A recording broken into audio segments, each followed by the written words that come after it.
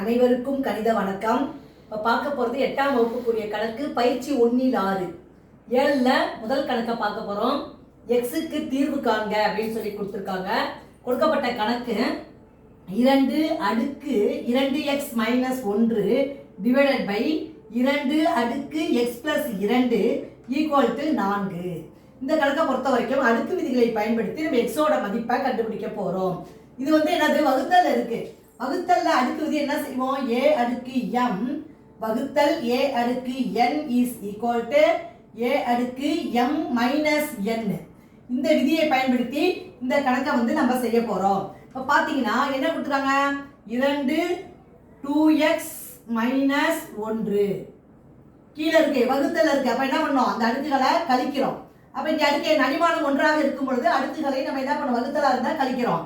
அப்போ minus X plus 2 equal to இந்த 4 நான் என்ன பண்ணுறேன்? 2 அடுக்கு 2ஆக எழுதிக்கிறேன். ஏன்னா அடிமானம் 2ங்கிறதுனால இதையும் இந்த அடிமானமாக 2 அடுக்கு 2 என்று எழுதிக்கிறேன். இப்போ பார்த்தீங்கன்னா இப்போ கழிச்சு போட வேண்டியதான். 2 2x ஃபர்ஸ்ட் நம்ம என்ன பண்ண போகிறோம்? விரிவாக்கம் செஞ்சுக்கிறோம். 2x மைனஸ் 1 இந்த மைனஸ் அதை பெருக்கிக்கிறேன். ப்ராக்கெட்டை ரிமூவ் பண்ணிடுறோம்.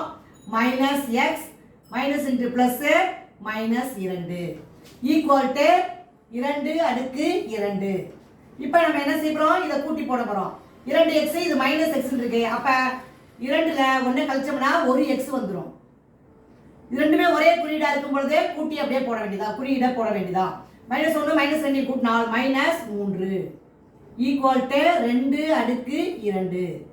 இப்போ என்ன பண்ண போறோம்? எக்ஸோட மதிப்பு கண்டுபிடிக்க போறோம். அடிமானம் ஒன்றாக இருக்கும் பொழுது எக்ஸோட மதிப்பு கண்டுபிடிக்கும் பொழுது என்ன பண்ணுவோம்? எக்ஸ் மைனஸ் 3 அடிமானத்தை மட்டும் விட்டுட்டு அடுக்குகளை மட்டும் எழுதுறேன். எக்ஸ் மைனஸ் 3 ஈக்குவல் டு என்ன இருக்கு? 2.